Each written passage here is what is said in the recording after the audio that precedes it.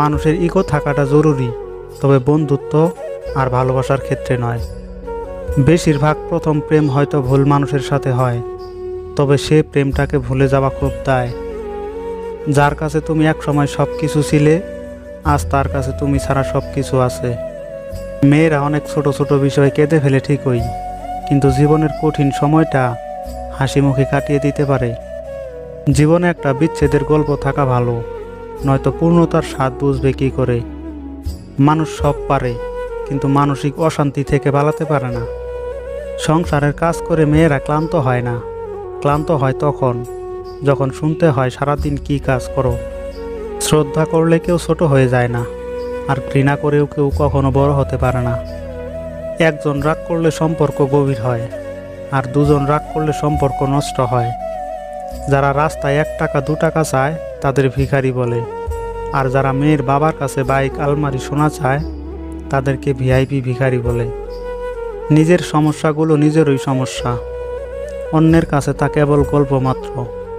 যতই উপকার করো মানুষ ভুলে যাবে, কিন্তু ভুল করে একটু ক্ষতি করে দেখো, আজীবন মনে রাখবে।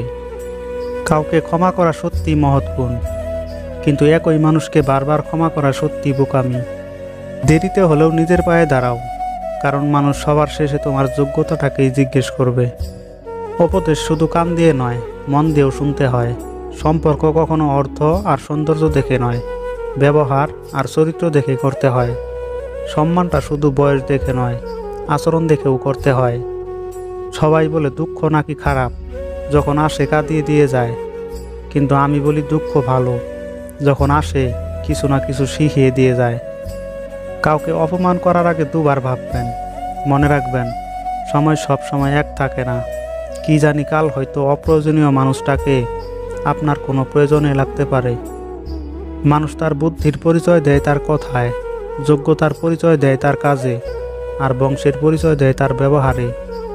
পৃথিবীতে সবচেয়ে নিষ্ঠুর সেই মানুষটা, যে নিজের প্রয়োজনে কাউকে ব্যবহার করে আর প্রয়োজন ফুরিয়ে গেলে তাকে দূরে সরিয়ে দেয়।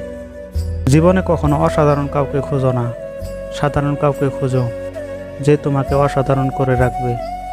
সম্মান কিংবা ভালোবাসা দুটোই মৃত্যুর পরে মিলে। আজকাল কাউকে কিছু বোঝানোর চেয়ে চুপ থাকাটা অনেক ভালো। আপন যখন পর হয়, তখন তাকে সম্পূর্ণ ত্যাগ ছাড়া কোনো গতি থাকে না। ভদ্রতা সবার কাছে আশা করবেন না, কারণ সবাই এই দামি জিনিসটার মালিক হয় না।